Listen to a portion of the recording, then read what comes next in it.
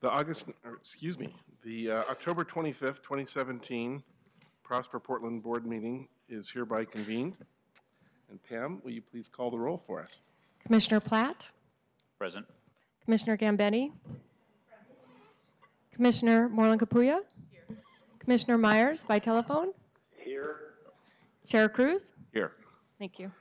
All right, thank you very much. All right, so first up we have commissioner reports. So Commissioner Moreland-Capuya, would you like to start? I got nothing to report this time. Okay. And Commissioner Platt? Nothing to report. Okay. Commissioner Gambetti? I attended on October 5th the Northeast CDI Oversight Committee meeting, as well as on that same date the Street Roots Family Breakfast event. And then on October 21st, I attempted a community discussion presentation called The Destruction of Albina, which was, again, a community-led event that had great turnout and presented the history of the neighborhood and particularly the displacement that occurred due to urban renewal. And they also did a really great job of just sort of humanizing the history and honoring the families. They honored a number of families with plaques that are still living in the neighborhood and had been displaced by urban renewal through decades ago. So it was a great event, and I think they're going to do a part 2 to that. So the first one was called The Destruction of Albina. The part 2 is the reconstruction of Albina, and see where it goes from there. Great, thank you. Excellent. So I did a few meetings this last month. I was also on vacation for a while, so. But on September 19th, I attended the Hispanic Metropolitan Chamber Board meeting. On October 12th, I went to the Oliver Station Topping Out ceremony in Lentz. That was a great event. On the 16th, I attended the Northwest District Association Board meeting.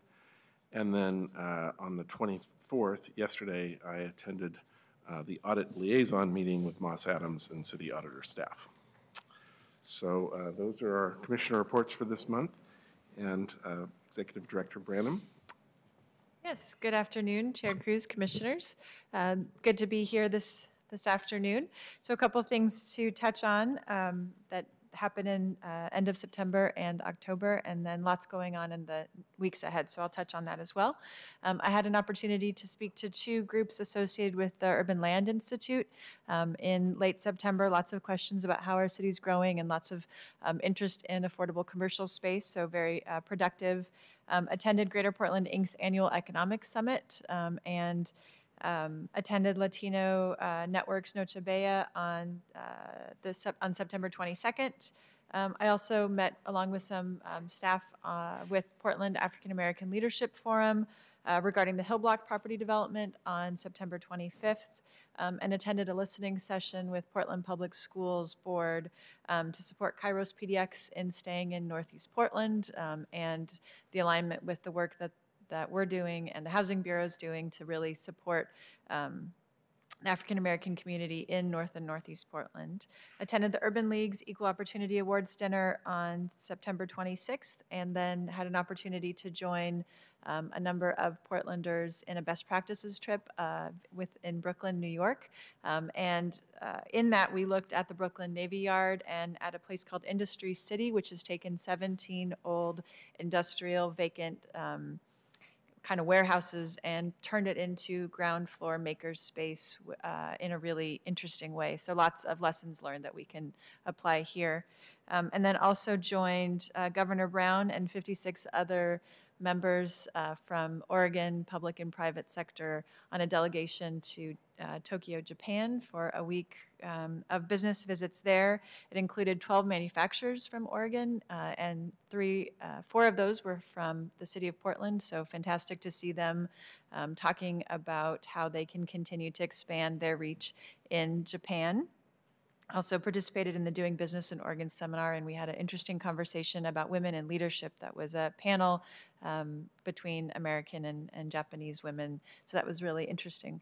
Want to thank Bobby Lee and Kevin Johnson on my team who helped put together really good meetings, and a lot goes into those kinds of trips. So thanks to them.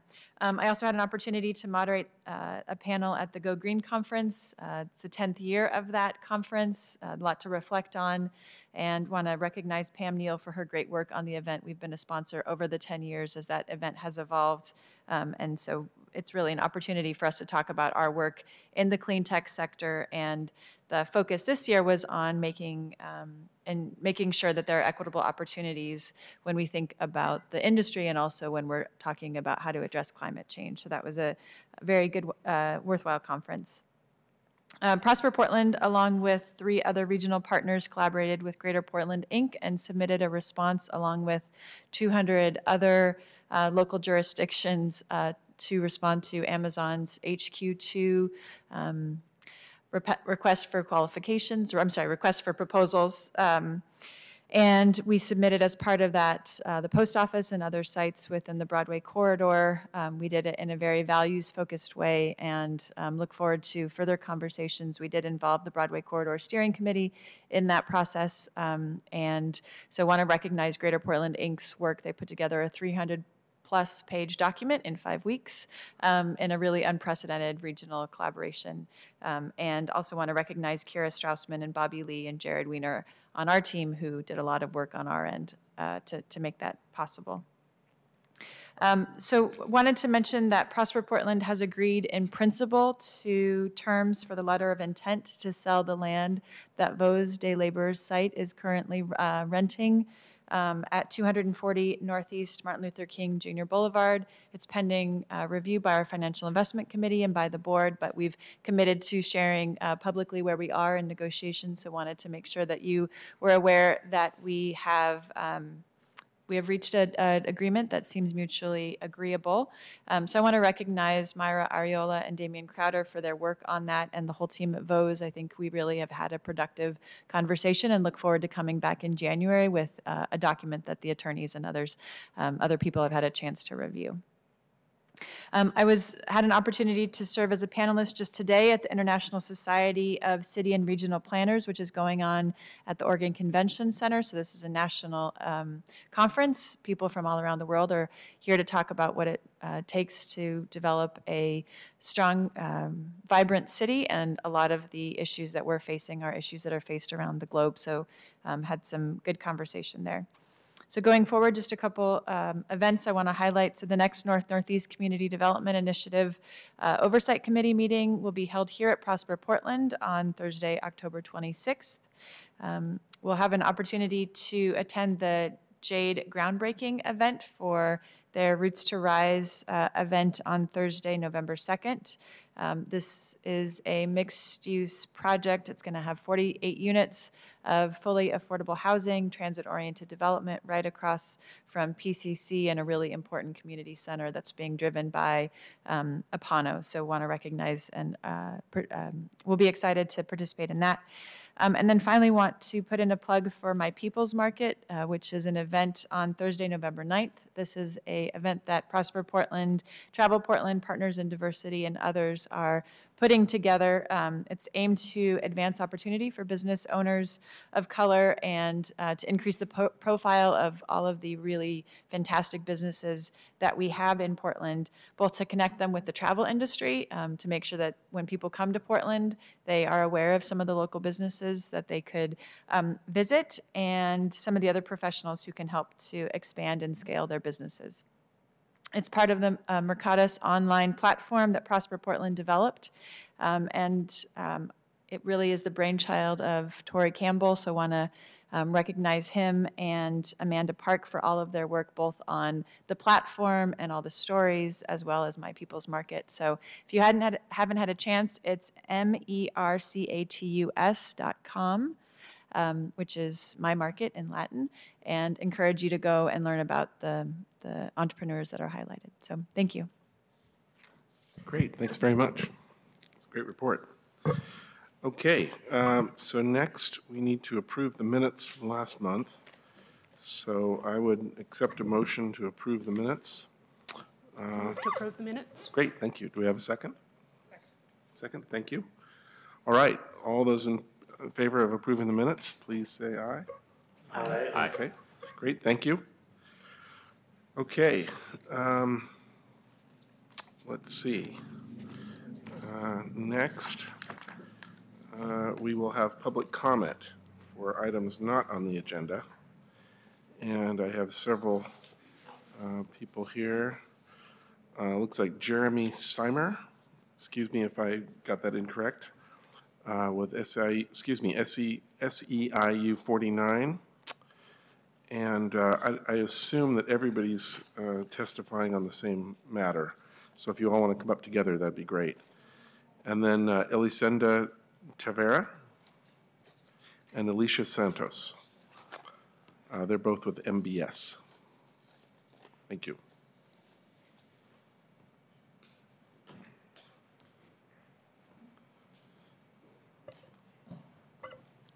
Good afternoon, Commissioners. Thank you, and welcome to all of you. Thank you. My name is Jeremy Simmer. I work for Service Employees SEIU Local 49, which represents about 13,000 workers in Oregon and Southwest Washington. I'm also pleased to serve on the Broadway Corridor Steering Committee, but I'm here today to discuss a different issue, which is the problem of poor job quality for janitors at Daimler Trucks North America. Now, you remember that Daimler's new headquarters was built with nearly $20 million in subsidies, including an $8 million loan from what was then the PDC, a loan that is forgivable and interest-free if Daimler meets certain goals for creating living wage jobs with benefits. Now, as far as we know, Daimler has complied with its agreement. The problem is that the terms of the loan specifically exclude employees of other companies that Daimler contracts with to provide services on site. This loophole has left out the hardworking janitors who clean the state-of-the-art building. And specifically, Daimler hired a company called Millennium Building Services, whose employees have reported poverty wages, around $12 an hour, health insurance that they often can't afford to use, and daily struggles to make ends meet. In a moment, I'd like to pass the microphone on to a couple of workers who will speak specifically to that, Millennium employees. So these conditions, not surprisingly, have led to high employee turnover. We're aware of about 14 nighttime janitor positions at Daimler, and of 10 specific Millennium janitors who've left employment in the last 6 months. If they keep leaving at the same rate over the next 6 months, that would mean an annual turnover rate of about 140%, which is extreme even for the janitorial industry. So before my closing comments, I'd like to share the microphone with two Millennium employees who work at other sites other than Daimler who have been experiencing similar conditions. First, Elisenda Tavera. Buenas tardes. Mi nombre es Elisenda Tavera. Mi dirección es 4272 Northeast Bowman Street en Hillsboro. Good afternoon. My name is Elisenda Tavera. My address is 4272 Northeast Beaumont Street in Hillsboro. Yo trabajo para Millennium como day porter en Nike. I work as a day porter for Millennium at Nike. He trabajado para ellos por casi 2 años. I've worked with them for about 2 years. Gano $12 por hora. I make $12 an hour. Tengo que sacar la basura y reciclaje y atender pedidos especiales que tienen algunos clientes. My job is to take out the trash and recycling and to attend clients when they have special requests. La cantidad de trabajo es mucho. En ocasiones, cuando alguien no viene a trabajar por un día o una semana, nos toca a mi compañero y a mí cubrir ese trabajo por el mismo horario. Our workload is very heavy. When a coworker does not come to work, be it for a day or a week, it falls on me and my partner to cover that work within the same allotted time. Por ejemplo, este año renunciaron 2 personas y mi pareja y yo tuvimos que cubrirlo por 2 meses. For example, this year, 2 people quit and my partner and I had to cover for them for 2 months. Durante esos 2 meses estuvimos haciendo el trabajo de 2 personas efectivamente, sin ningún aumento ni más tiempo. For those 2 months, each of us were effectively doing the work of 2 people without any additional time or compensation. Escuchamos promesas de que los nuevos trabajadores iban a llegar a la siguiente semana, pero nunca llegaron hasta que pasaron los 2 meses. We kept hearing promises that the new workers would arrive next week, but they didn't come for 2 months. En agosto me lastimé la espalda botando la basura y no pude trabajar por 3 días.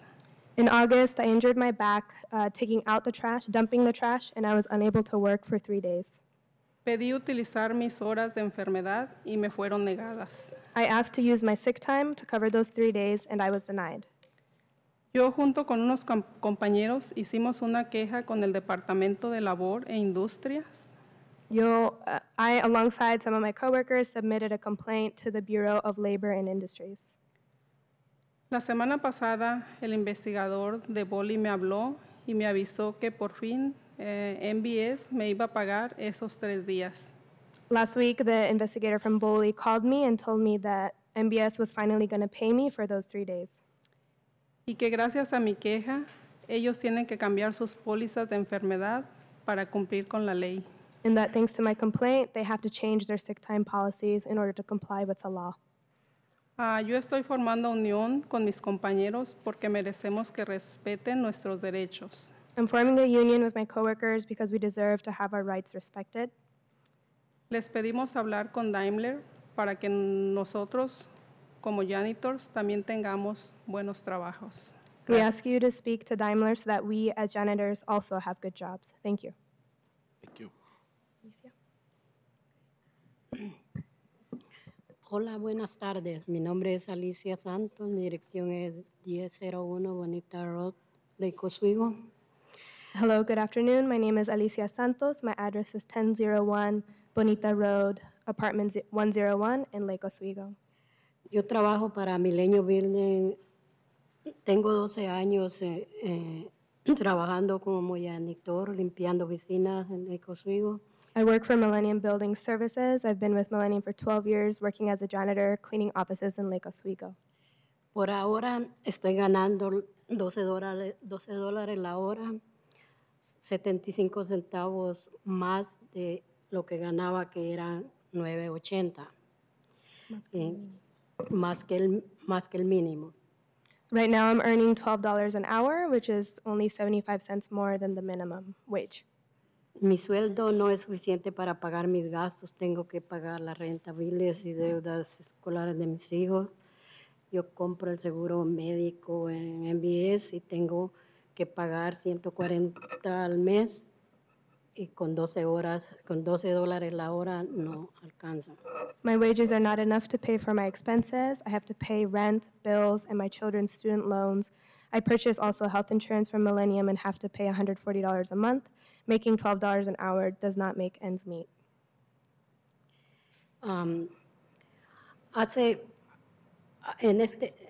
Me parece que Milenio no respeta la señoría, que tiene una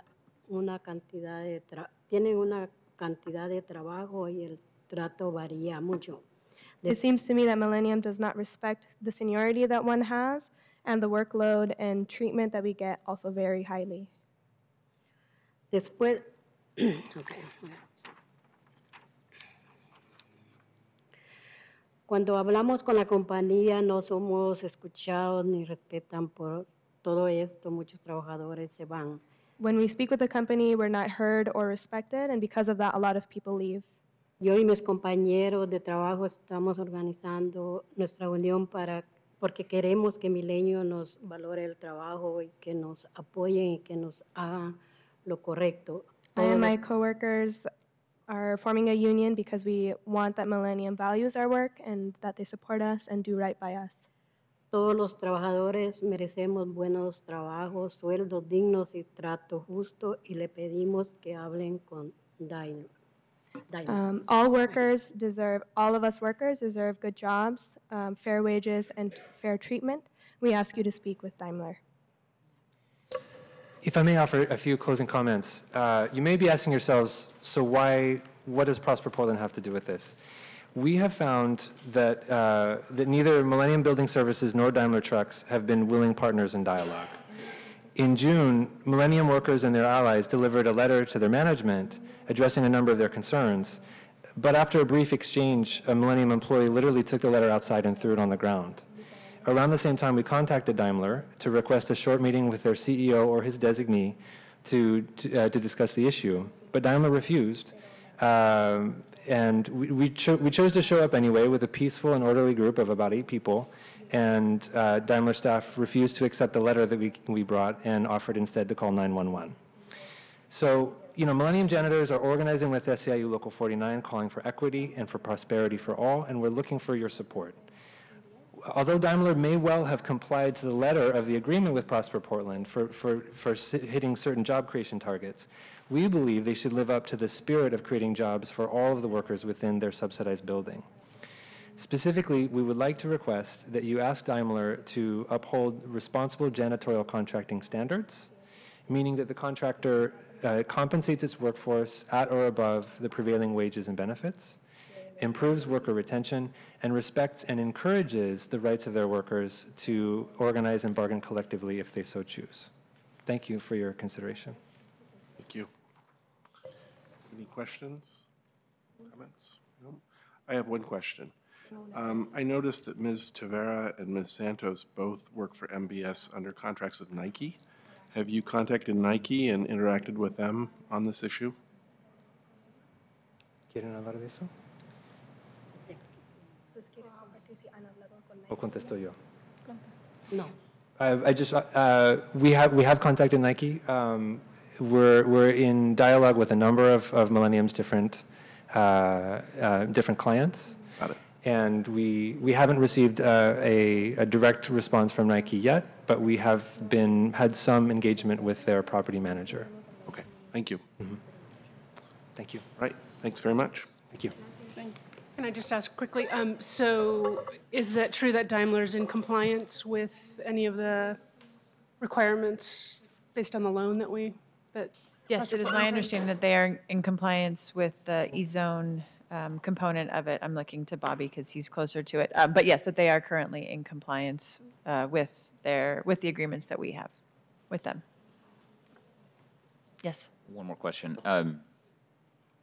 Has this issue come up with other situations like this where technically, letter of the law, that they're in compliance, but there are issues with subcontractors, et cetera?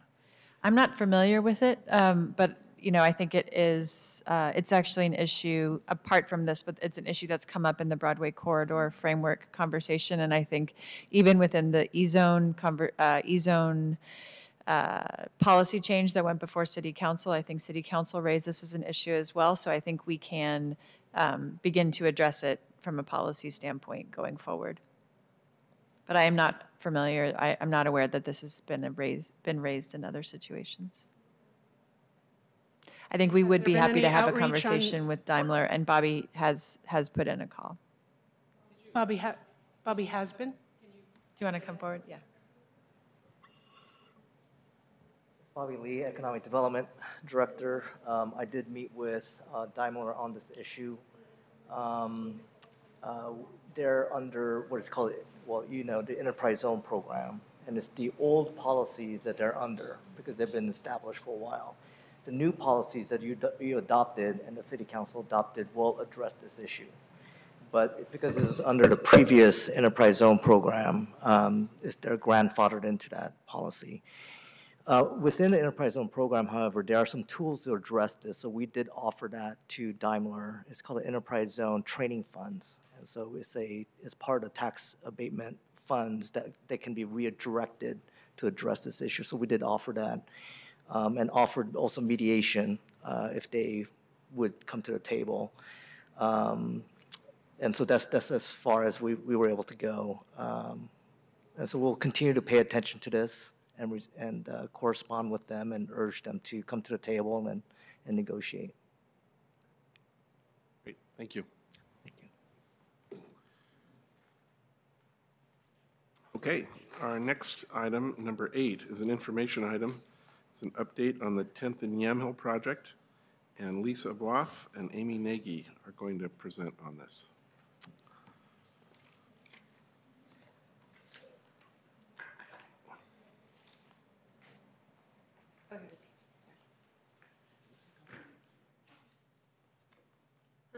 She's in LA.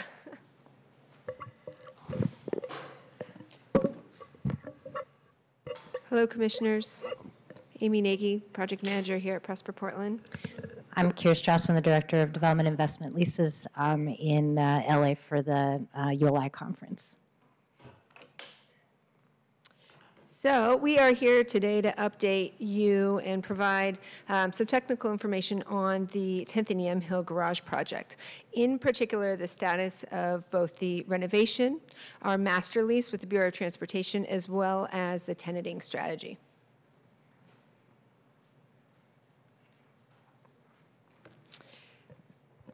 So this project supports the agency's strategic plan goals in particular in a way that how we partner with the Transportation Bureau to improve a publicly owned building that will create a beautiful and affordable retail space downtown.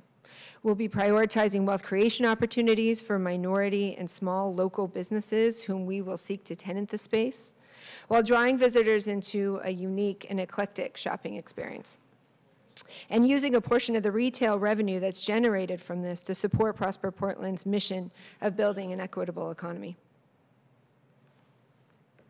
As a brief reminder for those of you who may not be familiar, the 10th and Yam Hill Garage is a 7-story building with roughly 22,000 square feet of commercial retail space on the ground floor. It is part of the city's Smart Park system, and it's owned by PBOT, Bureau of Transportation, and provides almost 800 spaces of short-term parking to serve the downtown retail district. There are currently 5 retailers operating in that building.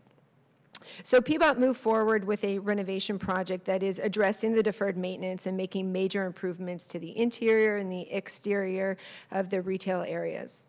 The project is in the final stages of design, with construction slated to begin in mid-January of 2018. The renovation project in particular has 3 goals. 1, to preserve the building while bringing it into compliance, particularly addressing some of the access issues. Support the downtown retail presence and the multimodal goals that will include EVs and bike parking. And then also to create a downtown retail hub for a diverse set of Portland retailers to offer their wares to a wide demographic in this central city. The Portland Design Commission approved the land use application last week, which is keeping us on par with our construction schedule, which is the early 2018 timeline. One note on that is that the ground floor will be completely overhauled. And so with a new floor layout and building systems, including mechanical, electrical, and plumbing, we've heard a tenant request to remain in the building during construction. However, the fire, life, and safety systems will not function during the renovation. And therefore, the tenants need to move out during that time because theirs and their customer safety can't be guaranteed. In June of this year, this board approved a master lease and tenant strategy between Prosper Portland and PBOT for our agency to tenant and operate and manage the ground floor retail post-renovation. Under this agreement, we will lease the space from PBOT for 10 years with a 10-year option for renewal, and then we will sublease those spaces to businesses that align with the tenant strategy. The reconfigured layout will have a variety of space types and sizes to appeal to businesses at the various stages of growth. In partnership with PBOT, we have agreed to provide the spaces in what is referred to as the warm shell condition. So the walls will be taped, primed, the floors will be refinished, and the HVAC will be installed. And so what this turns into is really as we have been referring to it, as a plug-and-play space. So for businesses who can then focus on really setting up their shop while not having to run a mini construction project simultaneously. We will carry a tenant improvement budget as part of our agreement with PBOT to make available to tenants. The agreement right now is in its final stages of editing. We've been revisiting some of the particular language with regards to permitted uses as a result of some of the feedback that we've heard in this very room to create a little bit more flexibility for the types of tenants that we may attract once this hits the market. The renovation offers an opportunity to implement a retail strategy for the ground floor that attracts customers with improved lighting, new storefronts with tall and transparent glass, of which I have been fighting for. I just want to make that known in the design meetings. And I won, so just note that. and a variety of shops of all sizes that complement the individuality of the West End retail culture. And therefore, we'll be seeking tenants that create that kind of positive energy and pique shoppers' curiosity among some of the other criteria that you see listed here. Really kind of tagging onto the retail being more about based on experience than kind of convenience goods in your everyday needs and things like that, but really drawing this for an experience. I think more importantly, though, also than the shopper experience, that it will reflect the demand of what we're hearing from Portland retailers, and that's a right-sized and finished space at a doable price point in the downtown market. So this is that moment where we can work with the retail businesses, particularly those that are people of color and women, to encourage them to take space in the building and capture some of those spending dollars. The project is an opportunity for our downtown retail to begin to reflect the diversity both in the retail businesses, but also in the services and products that we're seeing with such great success in our other retail districts throughout the city. We've been working with a number of fantastic partners along the way that have helped inform the approach, particularly some of those service providers that we partner with and coordinate with frequently, including the Hispanic Chamber, the Micro Enterprise Services of Oregon, Portland Business Alliance, and a number of small retailers who have given us firsthand market information on what we can do to support their business success. Here's a high-level timeline for the building's larger renovation, which you can see at the bottom with the construction, and our next steps for moving forward with tenanting the space. So in the immediate future, in the next few weeks, we will be forming a tenant advisory committee to assist with the tenanting process. And the committee will consist of members who can provide the high-level guidance on the business types and the tenant mix that will be successful in downtown. But in addition, they will help with the tenant referrals and review some of the tenant inquiries and the tenant applications. And then as initially planned, we'll also be bringing on a broker to assist with leasing the spaces. We've received a lot of inquiries from prospective retailers about the space coming online. So we'll initiate a call for interested parties also in the next month or so for businesses to submit their interest. The current retail tenants at the garage are welcome to participate in this process and be considered along with other applicants.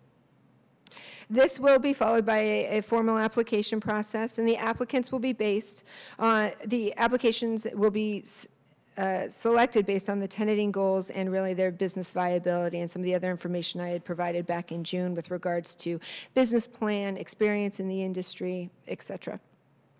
The tenants are really dependent upon one another for their success in activating their space and cooperatively creating kind of that unique experience that we've been hearkening on. So it's important that the tenant qualities that were listed before in the strategy are really used in the criteria for some of these tenant selections. Once selected, they will work with a broker on a letter of interest, a space plan, a tenant improvement cost projections. Prosper Portland will be taking all the sublease terms for recommendation to our internal finance committee for ultimate approval by Executive Director Branham. After the initial round of applications, we'll continue then to do a rolling application process for the unleased spaces. And then as we're in the process right now of forming that tenant advisory committee, as I had mentioned, this group will be really helping us guide that tenanting strategy and providing kind of that variety of perspectives for those that work with minority and women-owned businesses, as well as those that have the experience right now in the downtown market.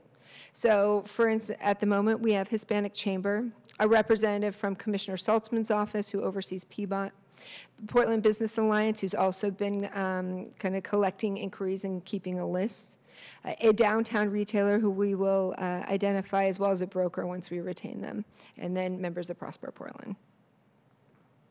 So it is a brief update, but I'm hoping that provides some of the information that we've been looking for, and I'm happy to answer any questions that you all may have. Thank you. Do we have questions? Yeah, I'm sorry. Please, no, please. Just a few points of clarification. Sure. So in terms of the process, so according to the documentation that I received about spring of 2016, all of the tenants were made aware that there was going to be renovation or reconstruction of this space. Mm-hmm. And at that time, were they also offered resources for relocation where they could potentially relocate to? They were. So it came in a variety of, in terms of resources. So one item was the Portland Business Alliance maintains a vacancy map, right, of upcoming vacancies, both in the downtown as well as the area that we're in Old Town Chinatown, that they could work with and talk with owners about potential space. They're also great advisors on sort of things that they're seeing, good connections. We also made them aware of our own business programs, so including grants, loans, things that help with any sort of financial support for new property acquisition, as that was one contemplation by a couple of existing tenants, or it would also help with tenant improvements. So as people move into a new space, we could support that as well. And then another addition that's been, that I think we would like to put forward too, is if some of the retailers that we've been talking with, the existing tenants, are moving have additional locations and are moving their staff around to accommodate that. But for those, if they are being displaced, we could be connecting them also with work systems that would help those and help them decide kind of what are those next steps that they want to do in their career. So if it wasn't actually at this place and they have a different aspiration, we could support that as well. Right, so it wasn't just complete displacement, but it was shifting and then giving an opportunity for some recovery. Absolutely. Okay, and then thank you for that. I just wanted it to go on the record. Yeah, no, I appreciate that. And then secondly, there have been requests, I think, for the last 6 or 7 months from one particular tenant to stay in the building during construction. And Right. My understanding is that it's not safe to do so because of fire codes and things like that. So can you just repeat that to further delineate that, why it won't be safe for that, why that's not a viable option? Right. So the space is going to be, the ground floor will be completely torn apart all at one time, in addition to the elevators and the towers that are on the existing building right now that will be coming down and being reconstructed. So a portion of the space will be used first for staging for the general contractor, and then the other aspects of it, as they rebuild that space, they will not be maintaining any of the current building systems in the retail. And so that's why tenants need to leave the space during the renovation. And then lastly, again, these are just clarification points that you've mentioned, but I just want to re-clarify, is that everyone who is potentially formerly a tenant there has the opportunity to apply for a tenant spot after the construction is complete. Yes, they may. And so this was a conversation point that we had in those initial discussions back in 2016, just trying to take a kind of a temp check of people that were interested in potentially coming back and whatnot. Of those that said that they would be interested, we've been keeping them in the loop as the project progresses, right? Because when we initially met with them, the project was at its nascent stages. And so as it's getting its approvals, we've been keeping people up to date. They've been attending public meetings, as we know, so they're getting information that way.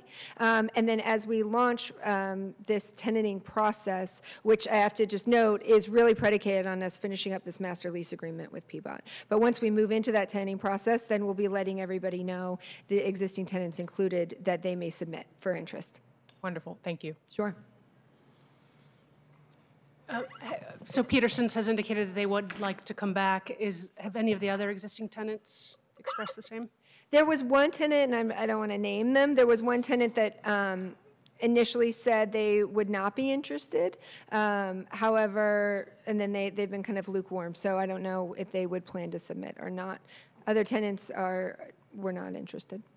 Okay, and then I just wanted to see if you could elaborate a little bit on one of the points that you mentioned, which is that creating a downtown retail hub with high-quality, affordable spaces for local Portland brands, stores, and makers to offer their wares to a wide demographic market. Sure. And I'm just wondering if you can elaborate on what that means. So our highest spending dollars, right, are in the downtown market. It's a huge tourist. It's a huge tourist area. It's an area where we have office users, and so there's a lot of dollars to be spent. And there's an opportunity, particularly for small retailers, to capture some of those dollars, right? So where they might be in a different district in town, or may not have opened their own retail space yet. There's particularly spaces along Morrison that we're planning for that are small enough and affordable enough for them to take that step in, and then also be able to test kind of what that downtown market looks like for them. Is that helpful? Well, yeah, just to emphasize the way it's written here, it's actually that it's serving a customer base that has a wide demographic. Right. So not just that the business owners represent a broad demographic, but that the customer base. Right, and I wouldn't say a racial demographic or things like that. I would say it's coming from more of the market, so the spending dollars that we're trying to capture. Just a timeline question. Yeah. I know the reopening is contingent on the construction schedule. Correct. And that's contingent to some degree on the terms of the master lease. When do you anticipate making final decisions about the tenant mix? So I think it's going to be that initial round is looking at right in spring of 2018. Part of what we're doing is it's kind of, there's multiple spaces that I had mentioned, right, for businesses in various stages of growth. And so there's going to be spaces like there's a restaurant space, which, as you know, will need more time for tenant improvement and build out, right? And so we're trying to manage timelines on several different kind of retailer and restaurant sizes. And so, for instance, those that need a longer timeline, getting them in and understanding kind of what that interest and capability, quality, all of that, getting them going. And then for the smaller retailers, they may not have a timeline that they're planning as far ahead along. And so, and that's part of, finishing out these spaces. So they may not be making decisions on their location for 3 to 4 months, ahead of when they're moving. Like it's almost like software industry, right? Like we're really focused on this. Oh God, we got to move, right? And that's what we're trying to support. And so now what we're trying to do is then help manage timelines and expectations of a variety of businesses. Thank you. Great. All right, thanks very much for the update. Appreciate that. So, yes. And Commissioner Myers, are you on the line? Willie? Yes, I'm here. Do you have any questions? No, actually, Dr. Moreland, Commissioner Clea Moreland asked my questions for me. Thank you. Excellent. Okay. All right, thanks very much then. Appreciate the update. Thank you. Okay. All right. Now, were we going to have testimony at this time?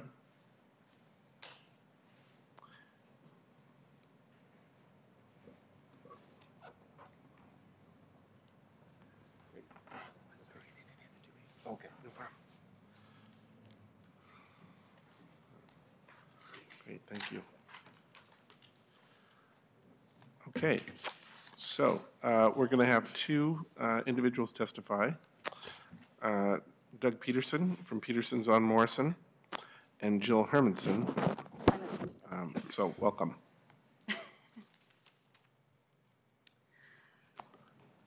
Which of you would like to go first? All right, I'm Jill Hymanson. I am the lobbyist for Peterson's. Thank you for letting us testify again. So I heard the testimony that she just gave, and so I just want to point out a couple things. One of the things that she said that the area they're trying to cater to a wide demographic market. And Peterson's convenience store, one of the nice things I think would really help this development is there's a lot of flow of people, like 900 people every single day. And so if you have a small shop like the lady with the purse shop or whatever that's maybe next door to them, they're going to have all these people that could possibly go in and visit the purse shop. So the other thing was about the process about the tenanting. And I'm still trying to figure out how we can best accommodate our employees who are going to be out of, going to be have less hours and possibly not, lose their jobs for a year. And so that's something we would like to maybe have some discussions with Prosper Portland how we can mitigate that a little bit. Can I ask a quick question? How many, you have more than one site? Do you have more, There's how many? 4, yeah, but the store on Morrison is our biggest store. Sure. So that's kind of where it's the flagship store, so to speak, yeah. So how many employees could be absorbed by the other stores?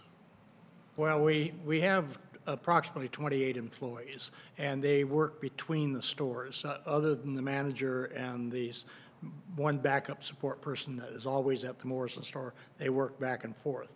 But the fact is that we'll be losing a good portion of our volume, and we won't be able to afford to have all these people.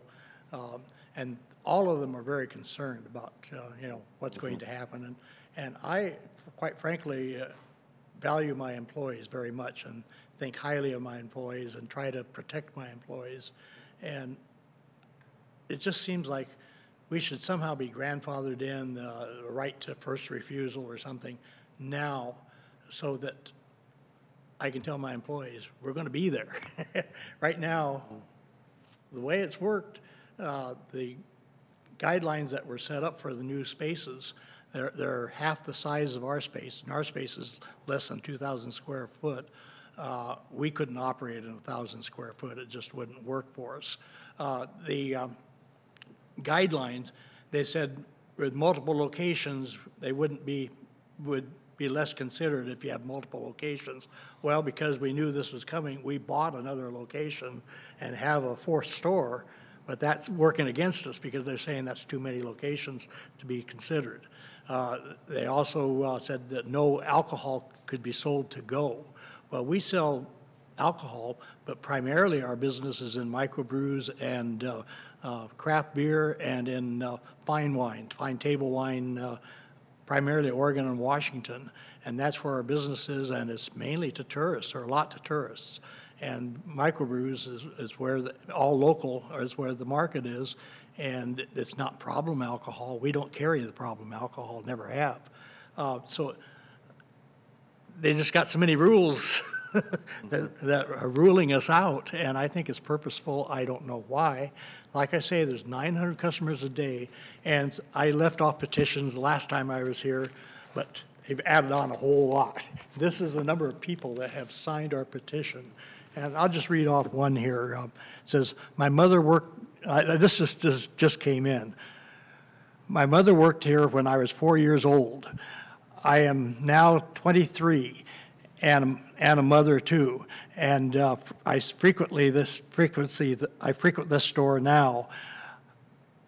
I think it's been that way since I was a little girl. It needs to stay. And just customer after customer.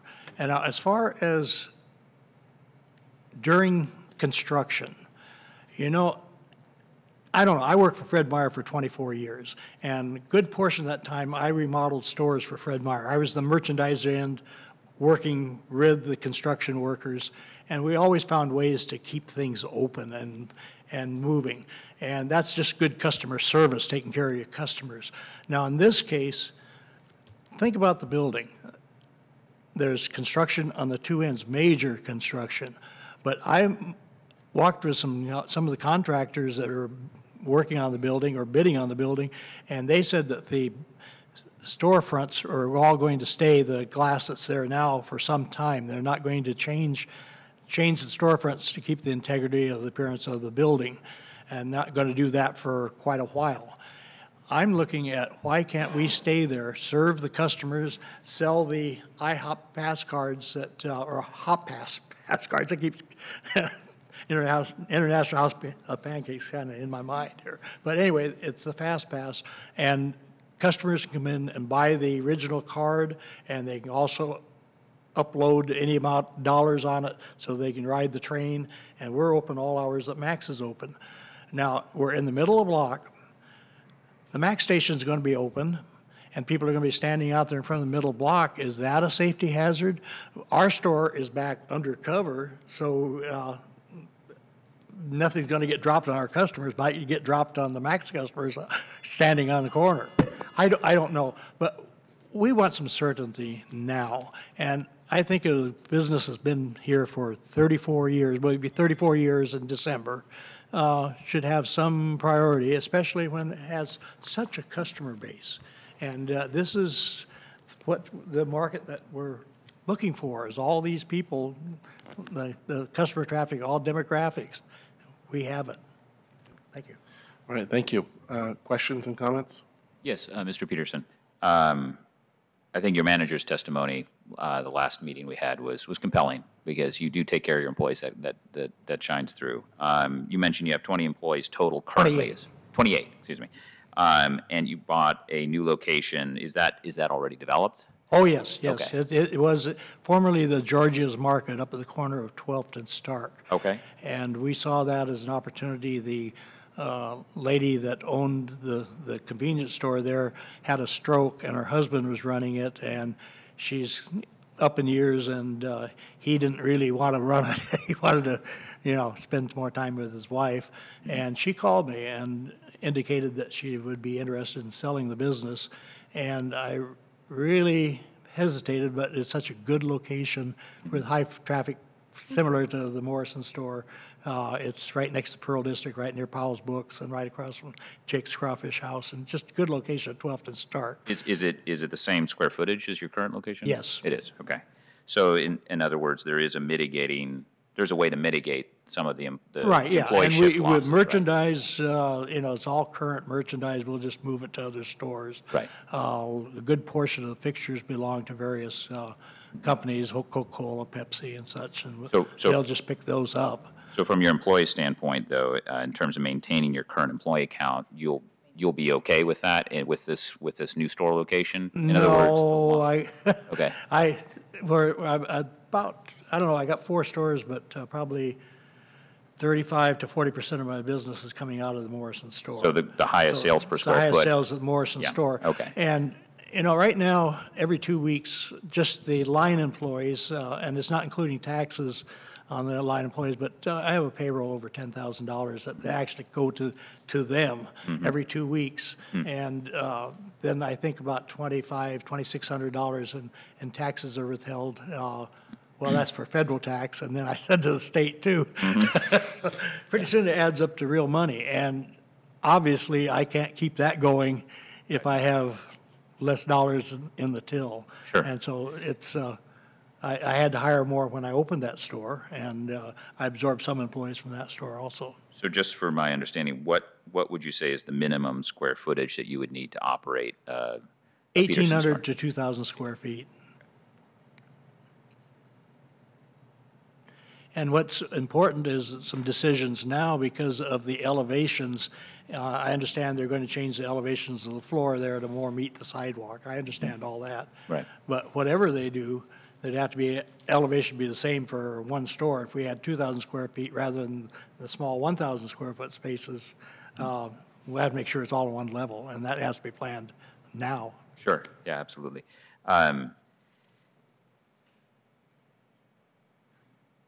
So just to be completely clear, if you were letting go of this one of your highest grossing store currently, what would be the impact holding your other 3 stores where they are now on your employee count? Well, I have firm leases in all 3 of the stores. Sure. The other stores. So how many employees are you looking at potentially having to either let go or reassign? I just don't know. Okay. I will keep all my managers and all the support people, the backup person in each store.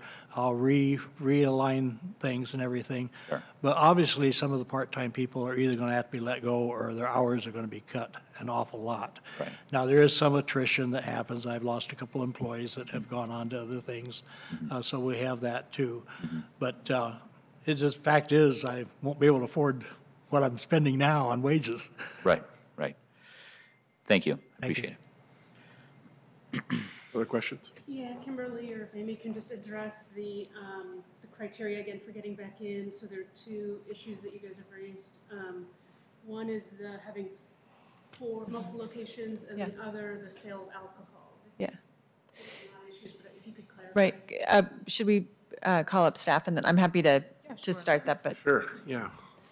I want to make Amy? sure that we're fully accurate. Yeah. Okay.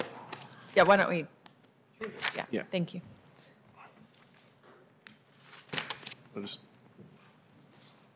Okay. Thank you for your testimony. Thank you. So with regards to that, the no alcohol sales off-site was a component that PBOT had put in, and that was one of the ones we've been hearing a lot of testimony on, that we've been discussing to see if we can look at other ways.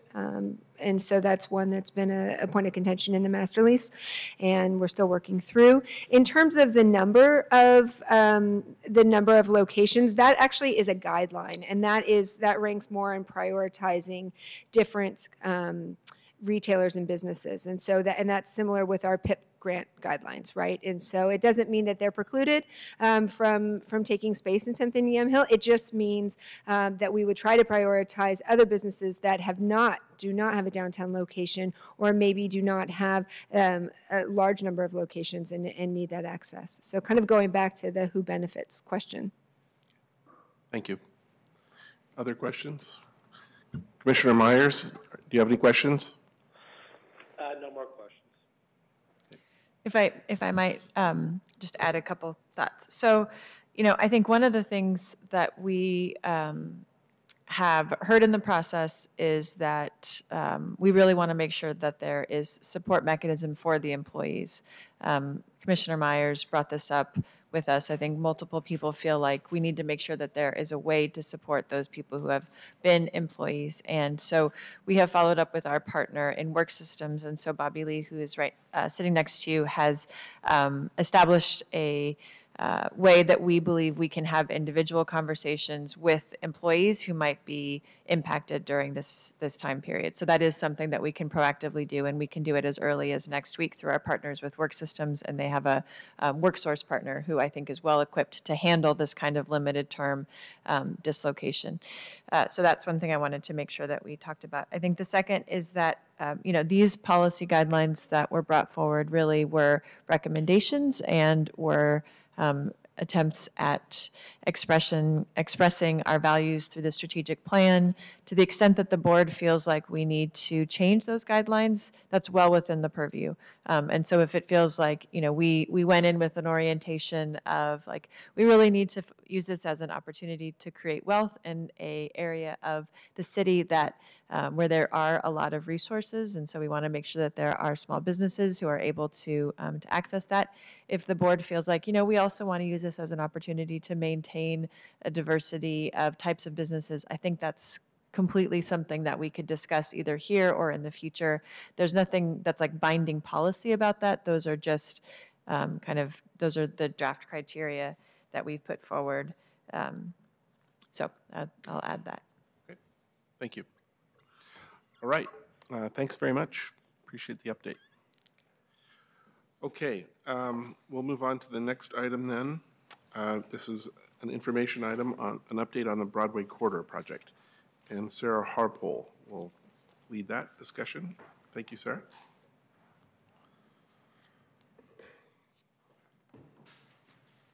I'm sorry, before we move, Yes. can I just say Sorry. one more thing before to the Peterson team? Mr. Peterson and your team, thank you guys for coming. And I want you to know that it's not that we don't fully understand the complexity here. There are a lot of competing interests, and we certainly hear your conundrum and your struggle, and I think we're all trying to figure out ways to best make this work. And I know you came here several times really hoping for a concrete answer, some certainty that we could say you could do this, and unfortunately that's not possible. However, I do hope that the message you hear leaving here today is that there is an openness and a willingness to help you mitigate some of the potential loss in terms of your employees. I think that there's a collective desire for that. So I hope that that's what you hear, although we can't guarantee you a spot per se. I definitely believe that we value the work that you've done in this community for as long as you have, and want to find ways to partner with you and figure that out. So I do hope that there's some continued conversation. And thank you for coming today. I just feel like, we developed that spot, the light rail, the focus on the MAX line and public transit. We developed that, and it's a very valuable spot. All of a sudden, it's being taken away from us without, what I consider consideration, no really good reason. Because, gee, 900 customers a day, and boy, they're talking. Signing the petition. Thank you very much. Yeah, thank you. Thank you for coming. Okay.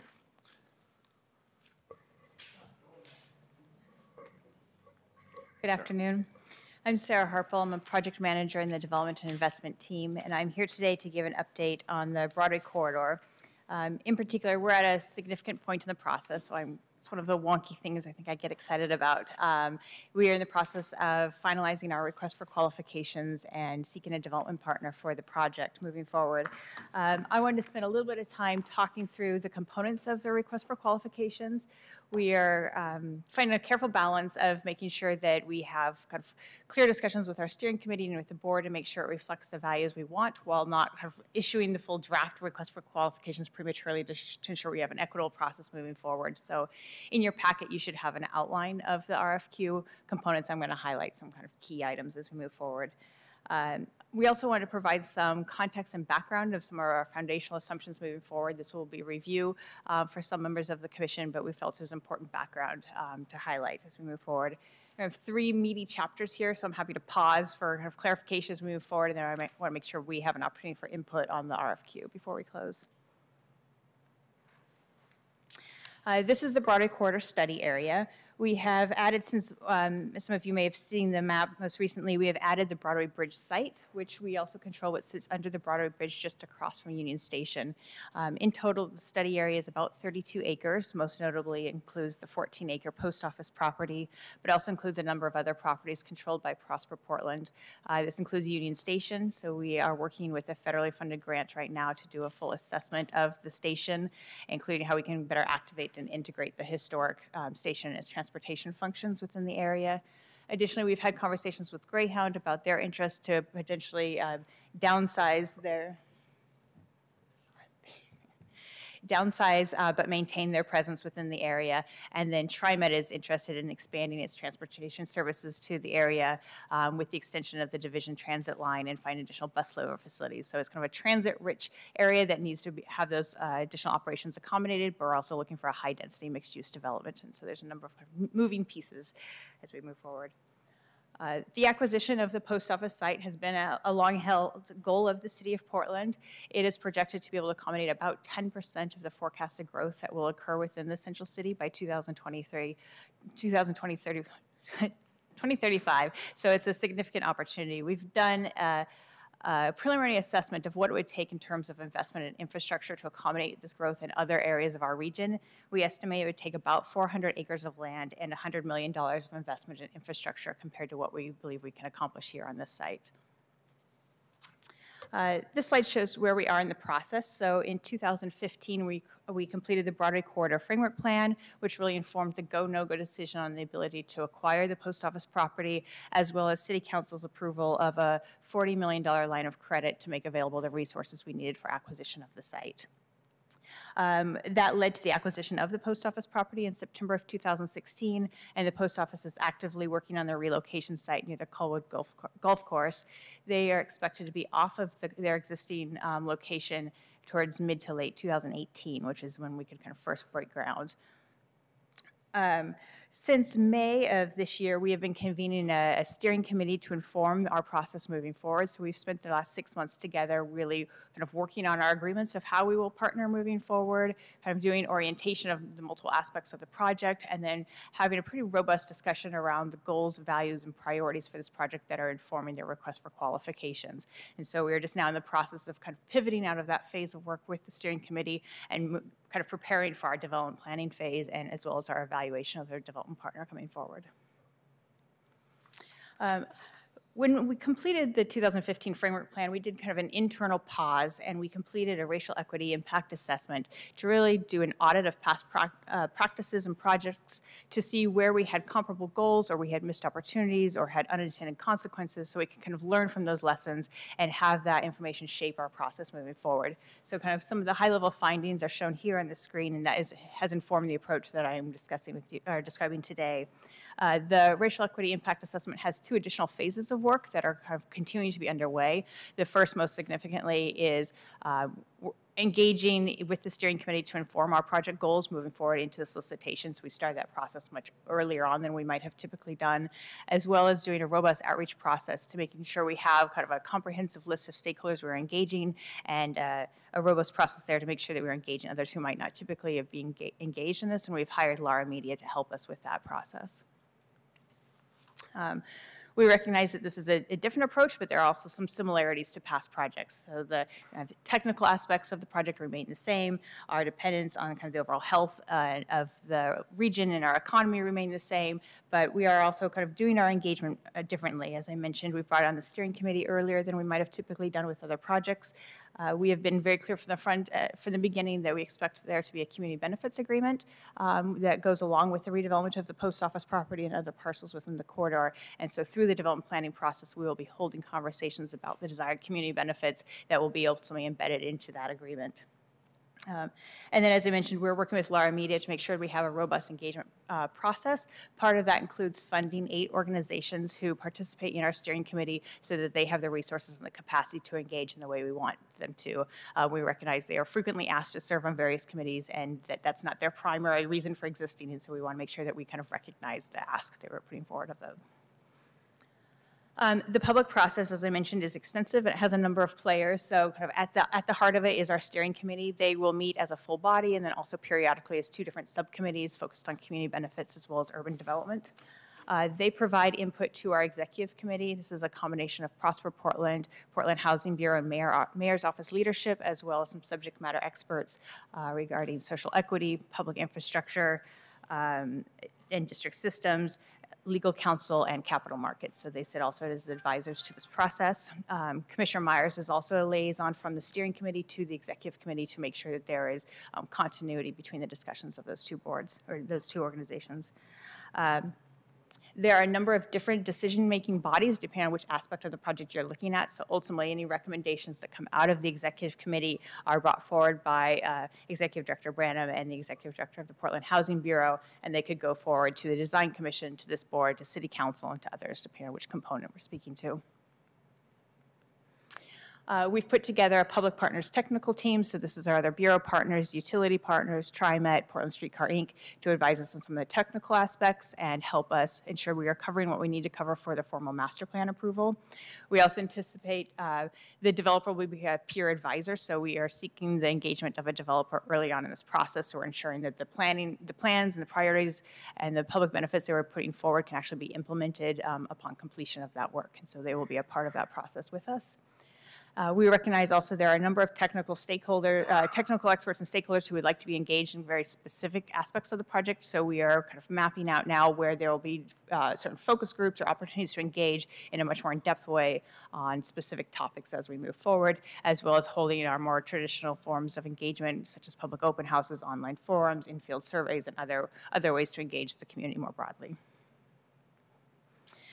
Coming out of the framework plan, we had a vision statement, and we revisited this vision statement with the steering committee. And so this is, as it currently stands, it reflects kind of the significance of this opportunity and the importance of getting it right and our ability kind of to deliver consistent with the values in our strategic plan. We also similarly had guiding principles coming out of the framework plan, and we have revisited and refined those. There are kind of more robust language that sits with each of these words, but these will really serve as a framework moving forward. So our project goals are organized by these principles, and they're in the solicitation. Our evaluation of concepts as we move forward, our creation of project metrics will all be kind of grounded in this framework. The next few slides, I'm going to quickly revisit some of the foundational assumptions of the framework plan. Importantly, we recognize there is this relationship between the vision and the program of the project, the financial resources that it can generate, and therefore our ability to deliver on public benefits. If any one leg of this 3-legged stool is impacted, that needs to be reconciled throughout the other legs. And so most notably, we've been discussing with the steering committee, and we'll continue to have this conversation, is that without private investment, there are no public benefits. And without public benefits, we are not getting the private investment that we desire in this project. And so it's a very close relationship that we're being ever mindful of as we move forward. Also, as I mentioned, the framework plan was really a feasibility study, so it did very little around kind of vision and urban design, but was essentially a residual land value analysis. And so there were some key components that went into that. One is we recognize that the land value as well as the resources that the Portland Housing Bureau will need to bring are our greatest pool of resources for delivering on the aspects of the project and the public benefits we wish to see here.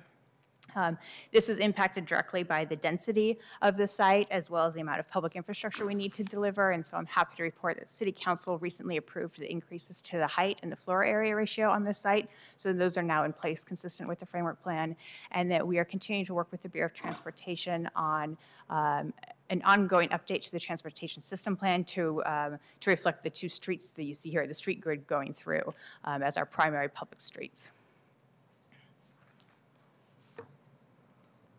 I also should note that This project is so uniquely structured too, in that the way we have invested in this property, it does give us the ability that any value and resources that come back, we have greater flexibility than we may traditionally have to deploy those resources both within the development itself, but throughout the broader city as well.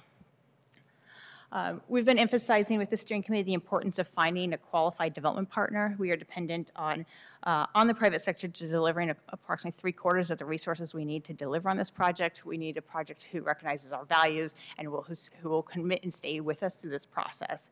And so it's important that we get that solicitation right as well as that selection right moving forward.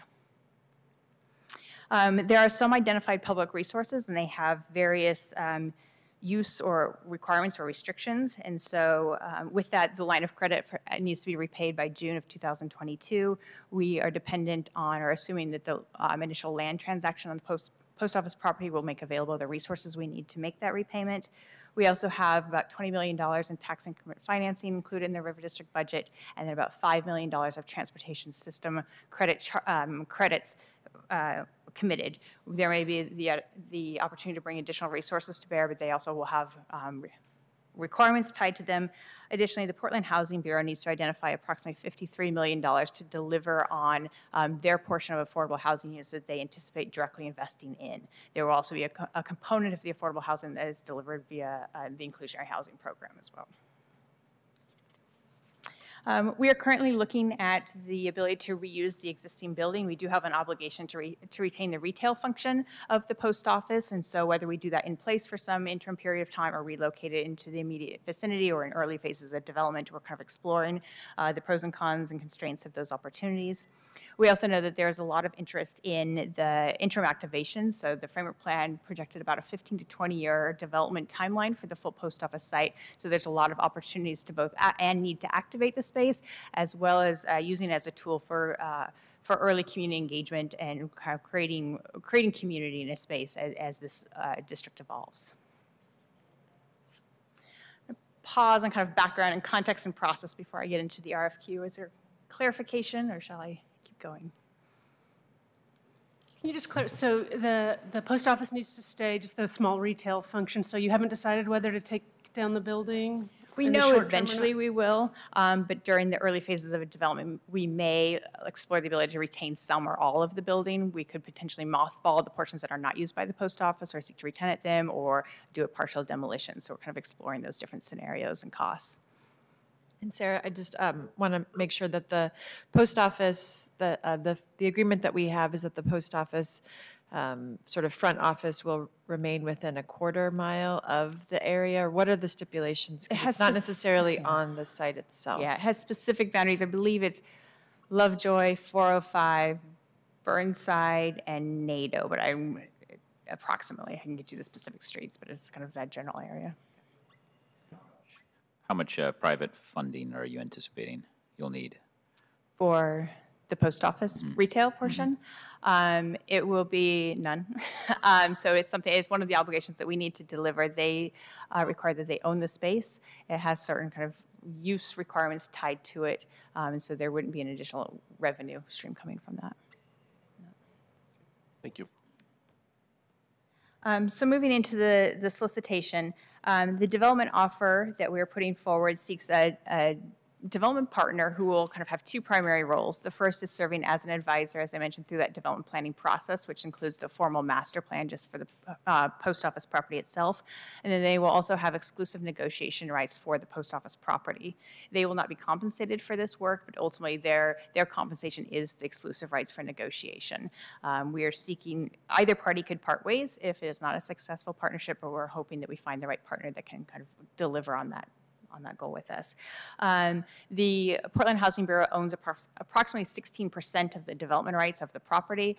They are participating with us in this solicitation, but have the right to determine whether or not they want to move forward with that selected partner for their component. As I mentioned, the developer will be required to deliver on the inclusionary housing portion of the affordable housing commitment, but the PHB could choose to either land bank some of their parcels, phase their development, seek an alternate development partner, but the preference right now is to pursue a developer who could deliver a mixed income, mixed use development in its entirety.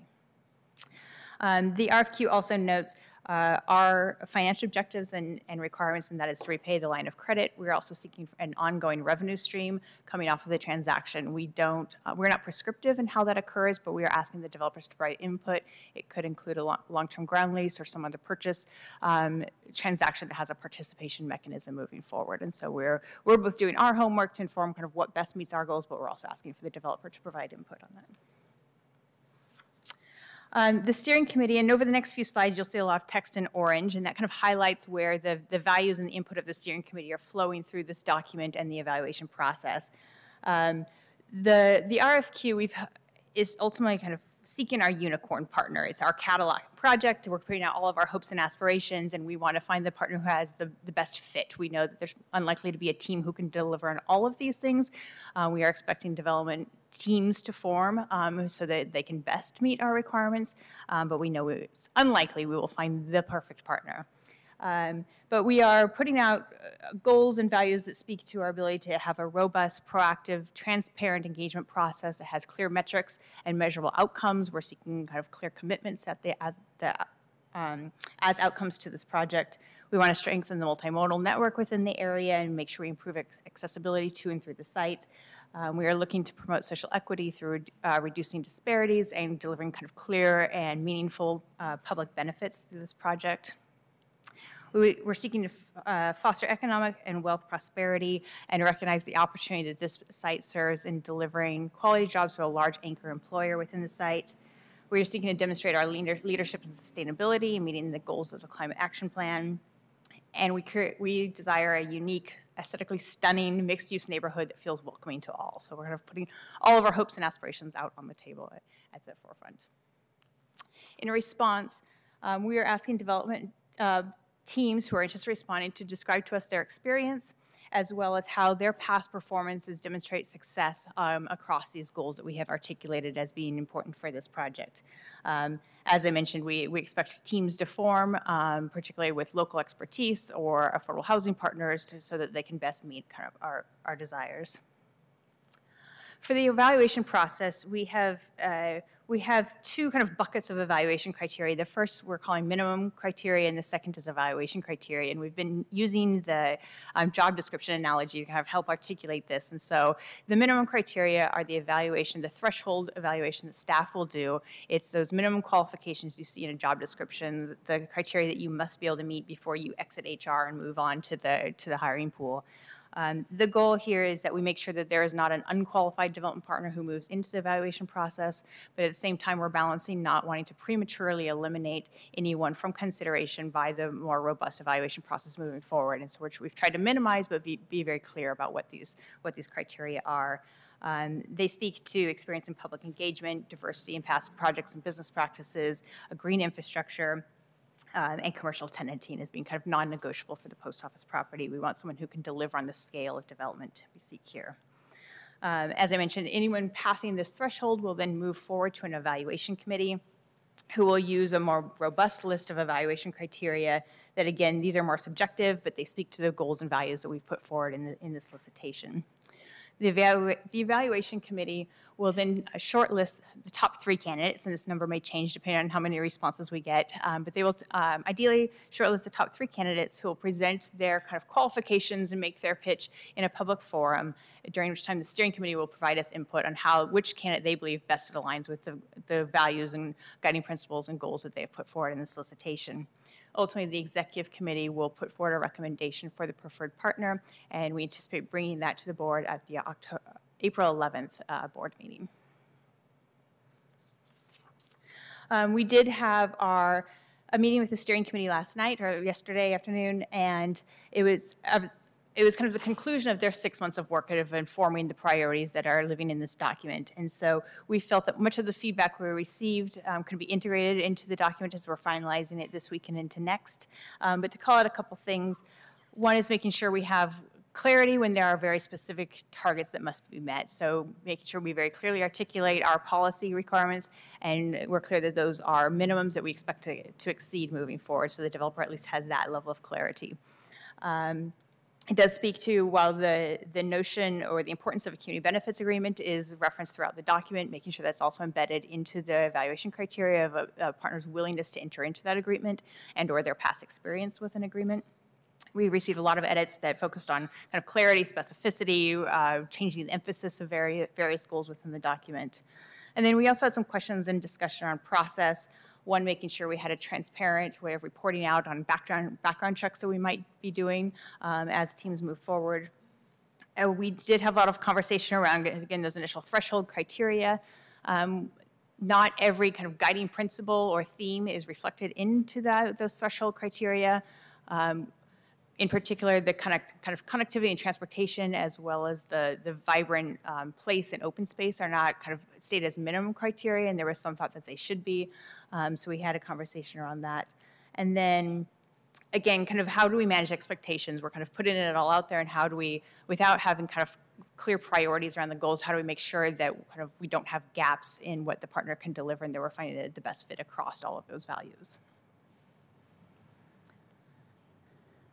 Questions, clarity on the RFQ? I have a statement. This is Commissioner Myers. Can you hear me? Yes. Okay. I just want to thank Sarah for all her hard work. From where we started 6 months ago to bring 42 people into a room and end up at the right place, at the place we knew we were going to end up. And where we finally ended up, I thought personally was an impossible task, but she proved that not to be impossible. Thank you very much, Sarah. Thank you. Good job, Sarah. So do you have another component to discuss? Quickly do next steps. Okay, yes. Okay. So as I've kind of already articulated the process for the solicitation moving forward, but during that time, we keep referring to it as the downtime. I'm not sure it's actually going to be downtime, but we'll be working with our steering committee to start to really onboard them and orient them to the development planning process. So we're going to spend some time debriefing how we're working together, how's it going, do we need to make some changes in our expectations and the way we work. And then really focusing on the capital markets, the development process, doing some additional orientation there, as well as the whole scope of work that we'll be seeing the next 14 months on, and how that engagement process that is a companion to that will move forward and getting their input on that. And then doing some kind of more technical site orientation, doing a tour, looking at kind of the reference library that we'll be building around this project and kind of orienting them to that initial foundational information. In May, we'll really kick off the development planning process. And so we'll go through a process here that I've kind of outlined at a high level that has kind of preliminary concepts that we will continue to evaluate and refine and add additional detail to as we move forward over that 14-month time frame. The formal master plan process, just for the post office itself, the development plan is for the entire study area. Just the post office itself will go through a master plan process that needs to go through a type 3 land use review and is approved ultimately by the design commission. And so we're also kind of mapping out that formal process as a component of this work. Okay. Now I'm done. Okay, great. So questions and comments? I just had one comment / question. First of all, thank you very much for being so thorough and thoughtful. In looking at the evaluation criteria and selection process, I tend to get stuck on words, and I do understand this process, but as I'm sort of reading through the selection criteria, selection 4, or number 4 of the minimum criteria reads, demonstrated ability to maximize diversity in its past projects or business practices, and commitment to strive to meet the Prosper Portland equity policy. And I would move to strike to strive, partly because every other minimum requirement is a little bit more affirmative as opposed to aspirational, and especially in light of the testimony we just heard earlier from SEIU, like, how do we ensure that that folks who receive money or we partner with adhere to our core values, even when it comes to third-party, subcontracting. Yeah. So I'd like to and that's just, and there are many areas within the document where I think that we could just sort of be stronger to say that that is literally the expectation, that if you do business with us, that's our value. Yeah. I agree, and this came up yesterday at the steering committee meeting. We did agree to make that change in that one particular item to meet or exceed, but there are other areas where we're kind of adding clarity and strength. Perfect. Let's remove the gray where we can. Thank you. Great. Other comments?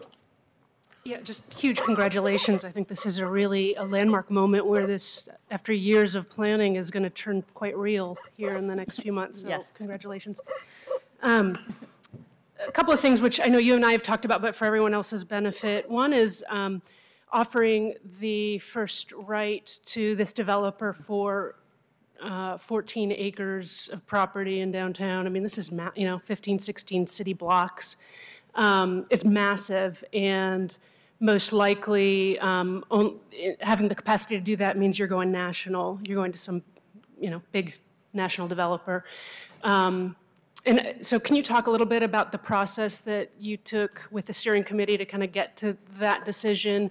And also if you noted several times that you're expecting that they're going to partner, and I guess I'm just wondering whether you've thought of putting that in actually as not as a criteria, I think, but as a recommendation or maybe potentially an expectation in terms of having some local expertise on that team as well. Yeah. So the determination of what the development offering would be was primarily informed by work of a component of the executive committee. It was not something that we had a robust conversation with the steering committee because it was really kind of a technical decision that we wanted experts to help us inform. So we have JLL is our capital markets advisor on the executive committee, and then we had for a period of time an attorney who was working with us who had experience on large projects out of the Oakland or the Bay Area with community benefits agreements. So we asked for their expertise on helping us to formulate what approach was, and we really kind of matrixed out the spectrum of opportunities between kind of parcelizing the post office site at the kind of smaller extreme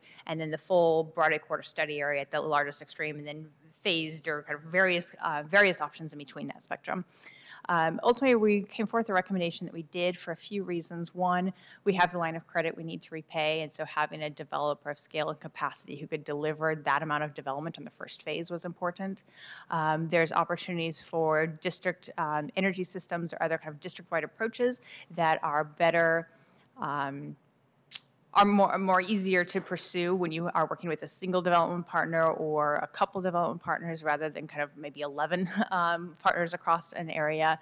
The ability to partner to deliver infrastructure and build out the streets and the parks in a phased way also played into that recommendation. And then just simply the scale of the development that we want to achieve on this property. So those are some of the reasons that that fed into it. One of the cautions we did have was how do we continue to participate in that financial upside as the development happens over a phase, and so that was something that we wanted to make sure that we addressed. It was a potential con of doing a single transaction or negotiation, so looking for ways that we can have participation in that and negotiating that into our structure.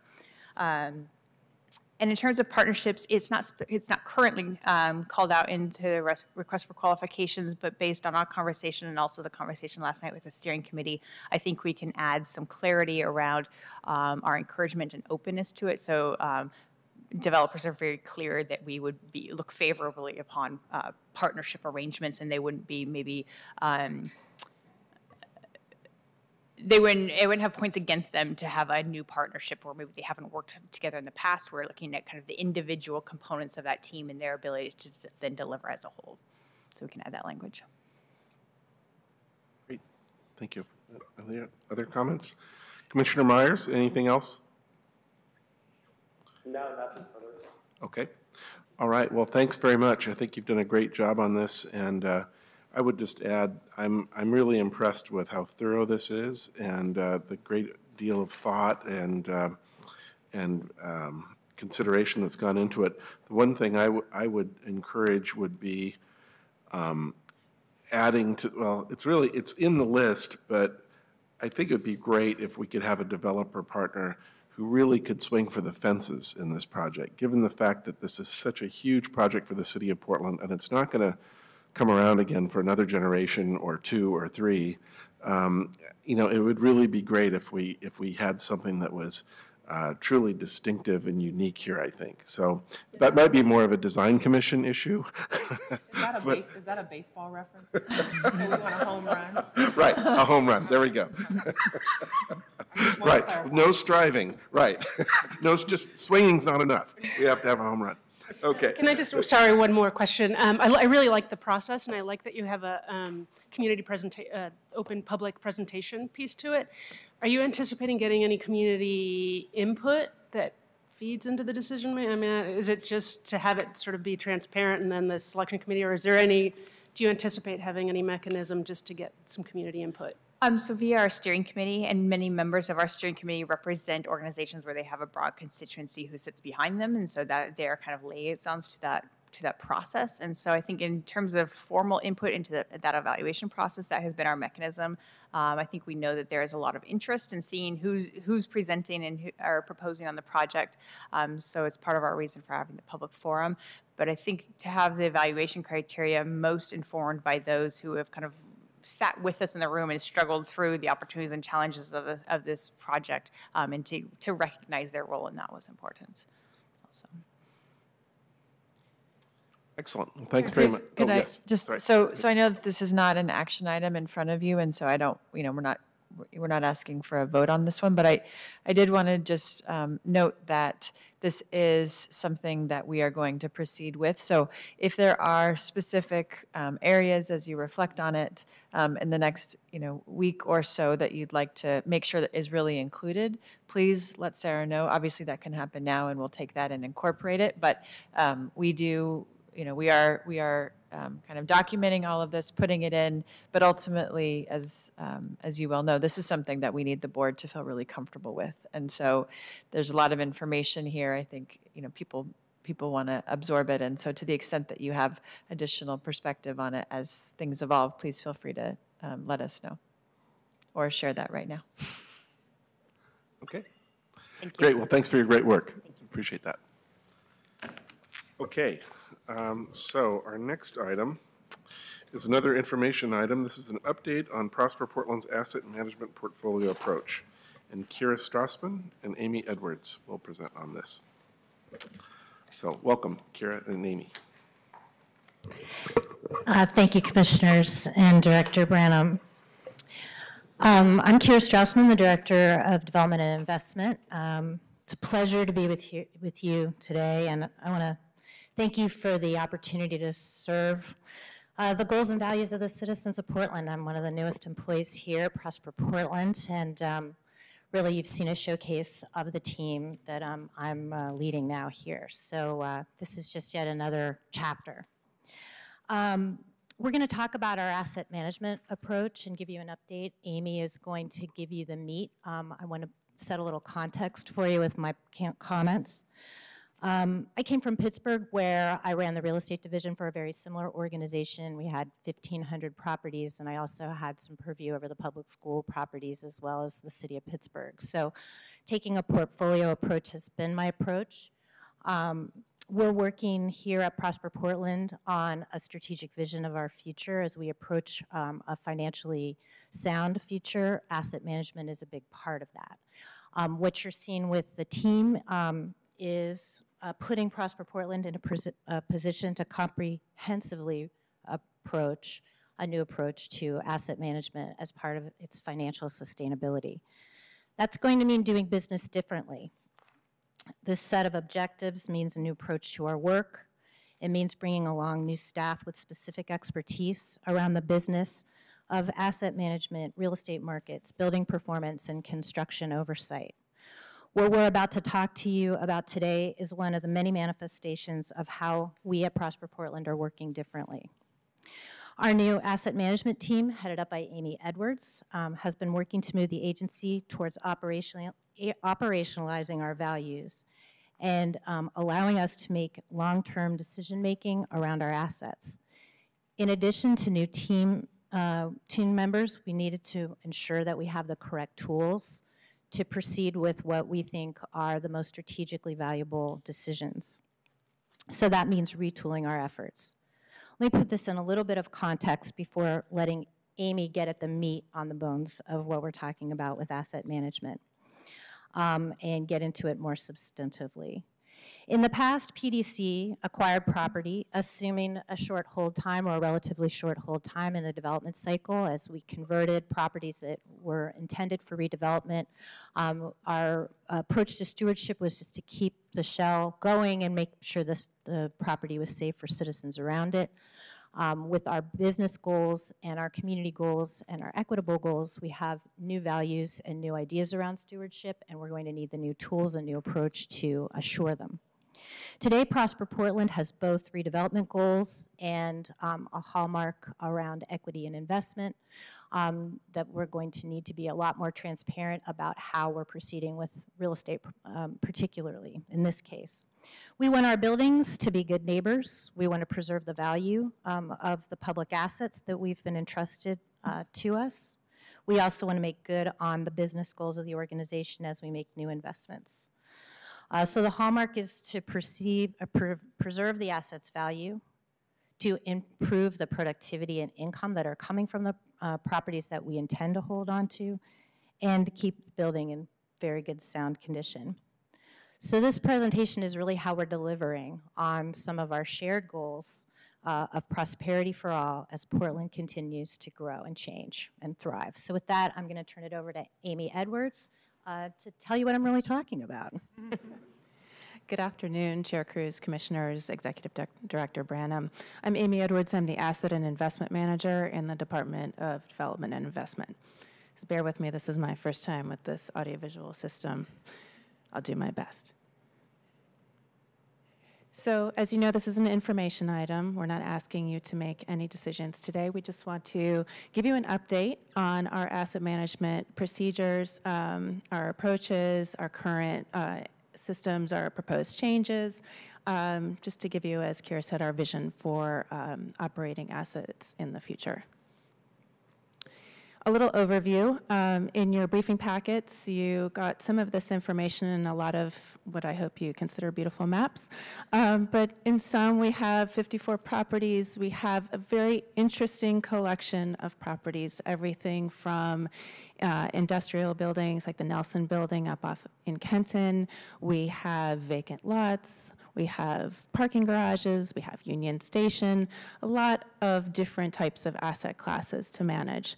And it's worth a lot of money, over $300 million of estimated value. Some of it is income generating, not all, but last year, or the last fiscal year, we grossed over $4 million in revenue on these assets.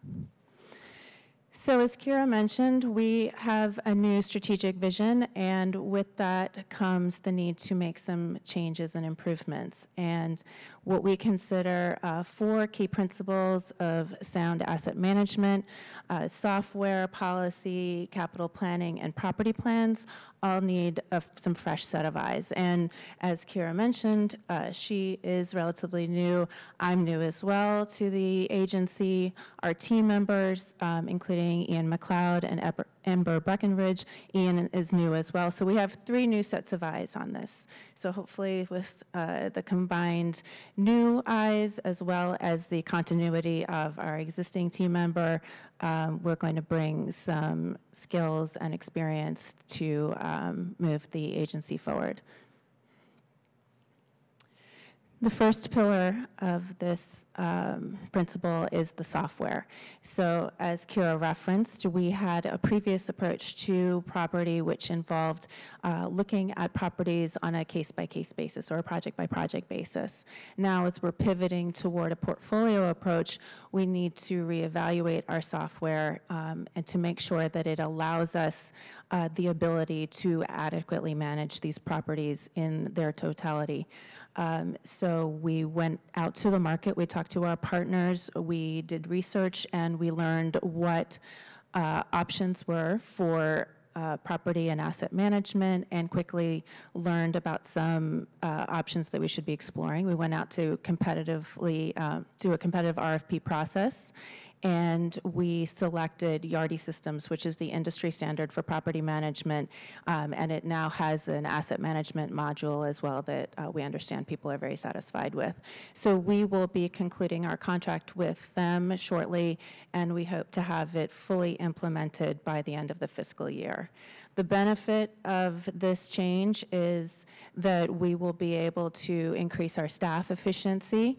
The current system, which was appropriate for the project-based approach involved a series of Excel spreadsheets, but as much as I love Excel, and anybody who's ever used it knows that it's not the ideal solution for a portfolio of this size, but by moving toward a cloud-based software approach, we will be able to maximize efficiency, reduce human error, automate a lot of calculations and analyses that currently we reinvent the wheel every time. So we'll be able to have more comprehensive analyses, which will benefit not only us internally, but our stakeholders and you, the board. So to give you an example, if you want information about a specific property or a specific asset class or the portfolio as a whole, rather than trying to create something from scratch, we will have the software create reports, or we can customize reports through the software to provide you and anybody else who desires this information the answers that you're seeking in an acceptable time period. The next leg is capital planning. So as we said, if you are holding a property for a short period of time with an eye toward a relatively short turnaround for redevelopment, you have one set of eyes or one approach to managing that property or budgeting for that property. But if you're holding it for the long term with an eye toward maximizing revenue or another strategic use, you want to make sure that you're budgeting appropriately for that period of time that you're predicting that you're going to be holding that asset. In much the same way that you know that if you own a home and you're going to be living in it for 15 years, you're going to be expecting to make certain investments over that period of time, we need to be able to budget in the same way for our assets. So we're going to be going out to RFP for an independent consultant who will come in and evaluate our portfolio to make sure that we have adequately budgeted for the needs of each of these assets over the period of time in which we intend to hold them. So that will result in preserving and hopefully improving, increasing the asset value. And through this process, we will learn what we need to do in order to preserve the asset. And if that cost exceeds the benefit of holding the asset, then we will be able to have an intelligent conversation regarding the future of that asset.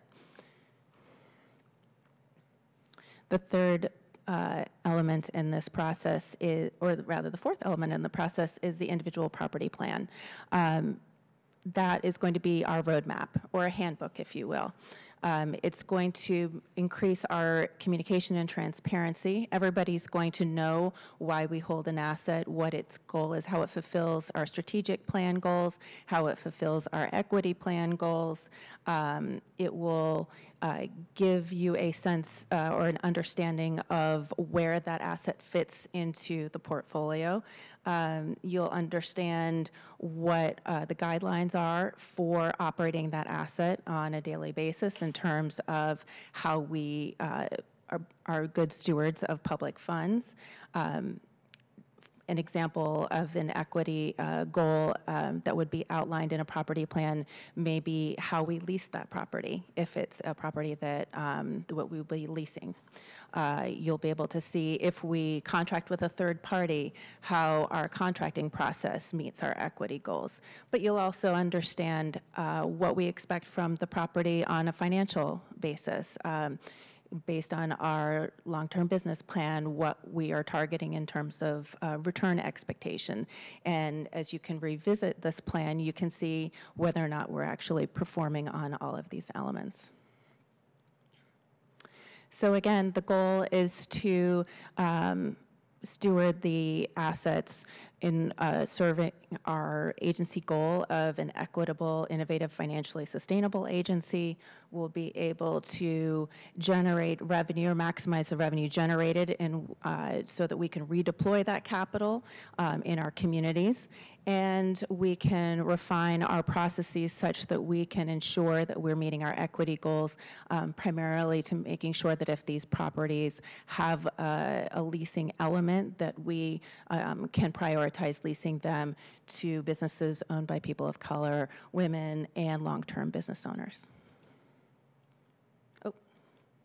So to give you a sense of where we've come from and where we're going, you can see that we've already accomplished a lot of the steps that we need to accomplish. And in the future, starting next month, we're going to be beginning the capital planning RFP process and property plan creation. So we're going to be revising some of our policies through this process, some of which were approved by the board, some were not, but you will see them all because even if they were not approved by the board, there are elements that will be touched on through the revision process that may require board approval. So you will not be surprised by anything that we do, and you'll know, you'll understand the decision-making process in its totality. Questions? Great. Questions? Yeah, I imagine the software has some sort of dashboard feature, like a bunch of different metrics, et cetera. How are you planning on presenting that going forward at the board level? So we just have an understanding of what to look for. Well, our expectation is that through this software, we will be able to create the types of reports and any sort of supporting materials that the board would like to see, and we intend to at least provide them on a regular interval, whether that be annually or biannually or whatever Executive Director Branham feels is appropriate. If I can just add, I think one of the things that Yardi brings is the ability to do a whole suite of high-performance reporting so that we can, so we're just in the contracting process with Yardi now. Once it's implemented, we'll have a much better sense of the types of reports that are going to be meaningful for Prosper Portland and our goals, and those can be dashboarded so we can have a routine of reports. I think it's really just kind of delivering on our performance objectives in a transparent way. We really can't do it with the systems that we have now. So it has both a sort of analytical performance aspect to it, as well as really allowing us to be more transparent, being able to, discuss with folks much more easily when they have a question that has an impact or is impacted by our real estate. And what kind of risk modeling is built into this? If the idea is to move into more of a portfolio management approach rather than a redevelopment approach. Yeah, so touching on risk management as a protocol, I think, in the previous version of kind of how PDC did things, it had different risk tolerances than we have today in the performance goals that we have in our strategic plan and our financial sustainability plan.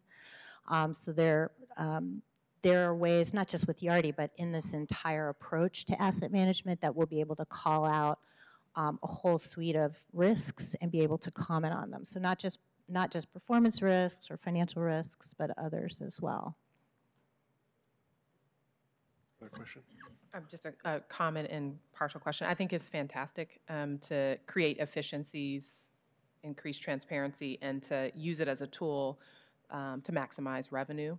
And so with that, I was wondering, have we sort of determined a standard in terms of return on investment, or like return on those assets? Because, when we look at the numbers, 54 properties, I think you said $322 million is the value on those assets, and then a 4.7 million revenue, which is a little less than 2%, about 1.5%. So is there some sort of expectation for, or metrics that are going to be developed in terms of maximizing the revenue and and reconciling that with our other goals of, equity? Yeah. So I'm going to give my version of that, and also want to hear Amy's comments on this.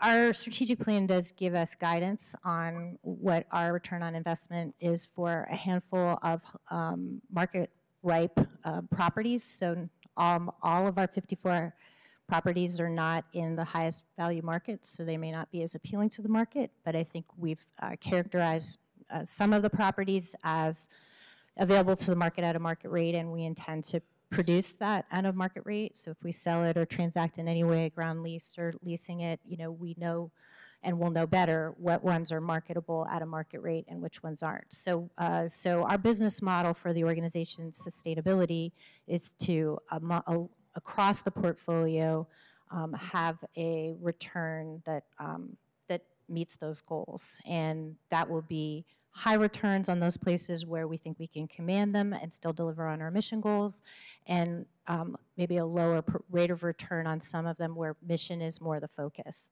So it's really the benefit of a portfolio approach is that the high value properties can impact our mission, while our low value properties may contribute in different ways. So that's sort of the approach that we're going with, and we'll be able to be more explicit in our reporting to you as to which properties are delivering more on the mission side and more on the financial sustainability side, but all of them should complement our strategic goals around equity.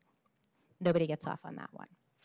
No, but it's good news to hear, though, that we'll know what the expectation is for the return more consistently. So thank you for that. Yeah, and each of the property plans will detail as we move forward exactly what performance objectives we're targeting for that particular property. So that will be explicit to everybody.